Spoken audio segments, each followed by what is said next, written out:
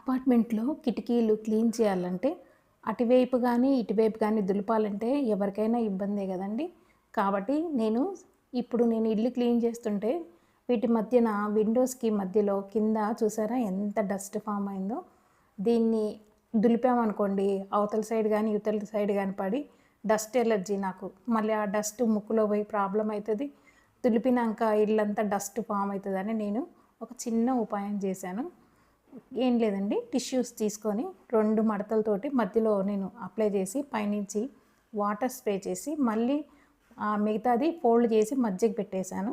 మళ్ళీ స్ప్రే చేసి డోర్ని బలంగా ఇలాగా లాగి పెట్టేశాను. పెట్టిన తర్వాత డోర్ తీస్తే చక్కగా ఒక్క సెకండ్లోనే మనకి సెకండ్స్లోనే నీట్గా అయిపోతుంది. ఇలాగా ఆ టిష్యూ తడిగి ఉండటం వల్ల ఆ మట్టి అంతా లాక్కొని తీసుకొస్తుంది. ఈజీగా అయిపోయిందండి నాకు.